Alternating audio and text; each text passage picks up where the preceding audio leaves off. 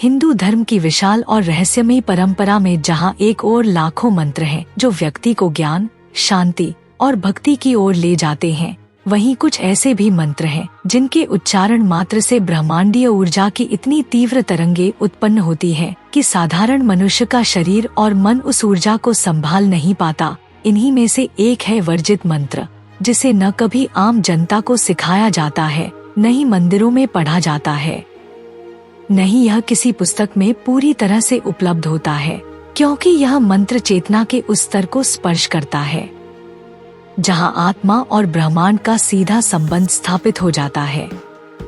ऋषियों और तपस्वियों ने सदियों पहले ही जान लिया था कि जब कोई आत्मा किसी शक्तिशाली मंत्र का उच्चारण बिना पूर्ण शुद्धि, साधना और नियंत्रण के करती है, तो वह मंत्र न केवल साधक को बल्कि उसके चारों ओर की ऊर्जा को भी असंतुलित कर सकता है, कभी कभी मृत्यु तक का कारण बन सकता है।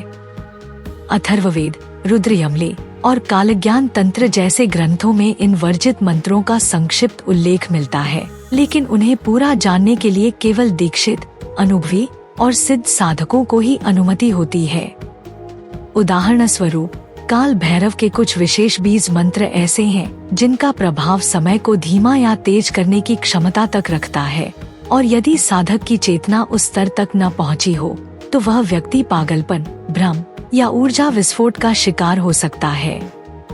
इन मंत्रों को गुप्त इसलिए रखा गया है क्योंकि इनका उपयोग किसी भी सांसारिक लाभ के लिए नहीं, बल्कि आत्मा की मुक्ति और ब्रह्मा की प्राप्ति के लिए होता है।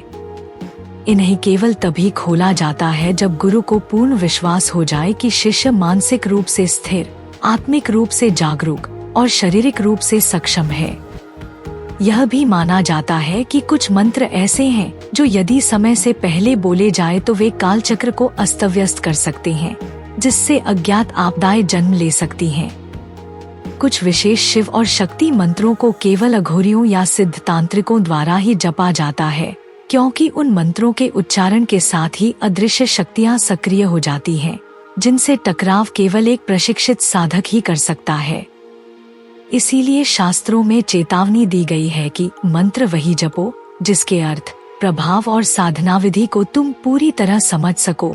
कुछ प्राचीन विद्वान यह भी मानते हैं कि कुछ मंत्र ऐसे हैं जिनका प्रयोग त्रेतायुग या द्वापर युग में होता था, लेकिन कलयुग में वे निषिद्ध माने गए क्योंकि आज की चेतना उस ऊर्जा को झेलने में सक्षम नहीं। इसके पीछे वैज्ञानिक दृष्टिकोण भी है। मंत्र उच्चारण से उत्पन्न ध्वनि कंपन, वाइब्रेशंस, हमारे शरीर के सूक्ष्म ऊर्जा केंद्रों, चक्रों को सक्रिय करते हैं, और यदि वे कंपन ज्यादा तीव्र हो जाए तो हृदय गति, मस्तिष्क की तरंगे और यहाँ तक कि डीएनए स्तर पर भी बदलाव हो सकता है। यही कारण है कि कुछ मंत्रों को केवल मानसिक रूप से दोहराने की सलाह दी जाती है, और वह भी गुरु की आज्ञा से। एक और रहस्य यह भी है कि इन वर्जित मंत्रों का असर केवल मंत्र नहीं, बल्कि संकल्प पर निर्भर करता है। यदि उद्देश्य शुद्ध न हो तो मंत्र उल्टा प्रभाव डाल सकता है। उदाहरण के लिए, एक अज्ञात तांत्रिक द्वारा प्रयुक्त काली कपाल मंत्र का जप करते समय यदि उसका मन वासना, घृणा या लालच से भरा हो तो उसकी ऊर्जा त्वरित रूप से नकारात्मक प्राणियों को आकर्षित कर सकती है और साधक मानसिक रोगों का शिकार हो सकता है। यही कारण है कि गुरु परंपरा में मंत्र की शक्ति को संभालने की प्रक्रिया दी जाती थी। धीरे धीरे बीज मंत्र, फिर न्यास, फिर ध्यान, फिर आह्वान और फिर अंत में सिद्धि। इस पूरी प्रक्रिया में यदि साधक एक भी चरण छोड़ दे तो उसकी चेतना उस ऊर्जा से टकरा जाती है, जैसे कोई बच्चा सूर्य को छूने की कोशिश करे। आधुनिक विज्ञान ने भी अब यह स्वीकार करना शुरू कर दिया है कि मंत्रोच्चारण से निकलने वाली ध्वनियां मस्तिष्क की अल्फा, बीटा, गामा तरंगों को प्रभावित करती हैं और ध्यान की अवस्था में लाया जा सकता है, लेकिन यह तभी संभव है जब उच्चारण शुद्ध हो और वातावरण पवित्र। इसी कारण जब हम ऐसे वर्जित मंत्रों की बात करते हैं तो यह समझना आवश्यक हो जाता है कि ये केवल शब्द नहीं, बल्कि ऊर्जा के प्राचीन सूत्र हैं जो पूरे ब्रह्मांड को नियंत्रित करने की क्षमता रखते हैं।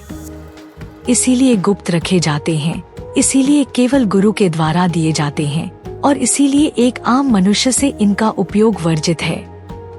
आप सोच सकते हैं कि क्या होगा अगर ये मंत्र YouTube, इंटरनेट या किताबों में खुलेआम आ जाए? इसका उत्तर सरल है।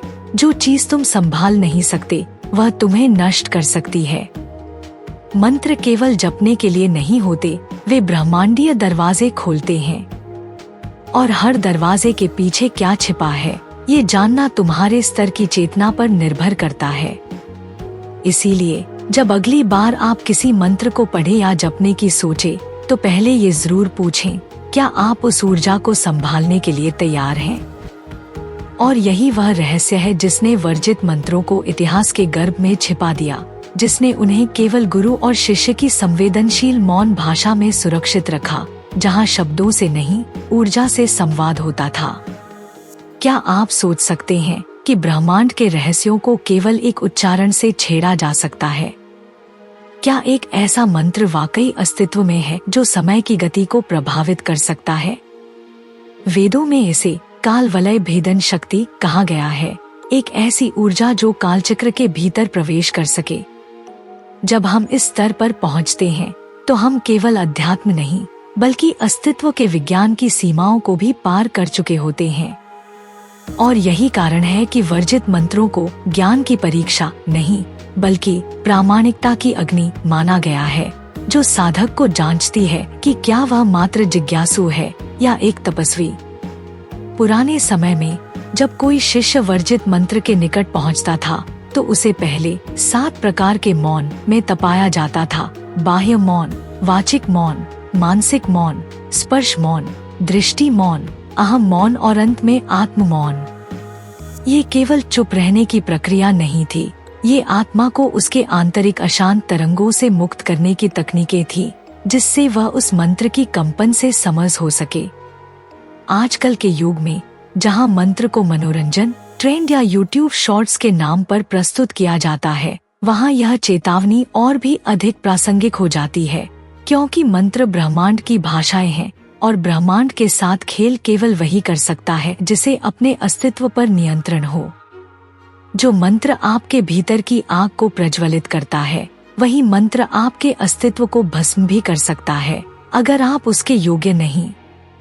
कुछ तांत्रिक सिद्धांत बताते हैं कि वर्जित मंत्रों की रक्षा स्वयं अलौकिक शक्तियां करती हैं, जो केवल उस साधक को मंत्र के अर्थ और प्रभाव की झलक देती हैं, जो अपने कर्मों, तपस्या और सेवा से उस दैवीय स्तर तक पहुंच चुका हो।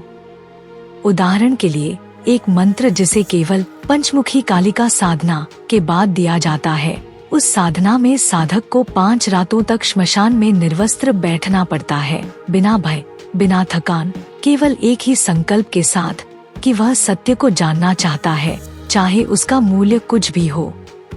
और जब वह मंत्र उसे दिया जाता है, तो वह उसका केवल उच्चारण नहीं करता, वह स्वयं मंत्र बन जाता है। वह केवल शब्द नहीं दोहराता, वह ब्रह्मांड की ऊर्जा से एक रूप हो जाता है। यह कोई साधारण बात नहीं है, यह केवल पढ़ने, सुनने या गूगल पर खोजने से नहीं मिलता। यह एक आत्मिक यात्रा है, एक तपस्या, एक समर्पण। इसलिए आज जब हम यह विचार करते हैं कि क्यों कुछ मंत्र कभी सार्वजनिक नहीं किए जाते, तो इसका उत्तर केवल डर या रहस्य नहीं है, इसका उत्तर जिम्मेदारी है। क्योंकि जो ब्रह्मांड की शक्ति को छू सकता है, वही उसे संभालने की क्षमता भी रखता है। बाकी सबके लिए मौन ही सुरक्षा है। शास्त्रों का यह कथन आज भी उतना ही प्रासंगिक है, गूढ़ मंत्रन गूढ़मेव धारेत, यानी गूढ़ मंत्र को गूढ़ ही रखा जाए, क्योंकि उसका असमय प्रकटीकरण न केवल साधक के लिए बल्कि पूरे जगत के लिए संकटकारी हो सकता है। इसलिए अगली बार जब आप किसी रहस्यमयी बीज मंत्र के बारे में सुने, तो उसे जानने की जिज्ञासा के साथ उसे समझने की योग्यता भी अपने भीतर लाएं।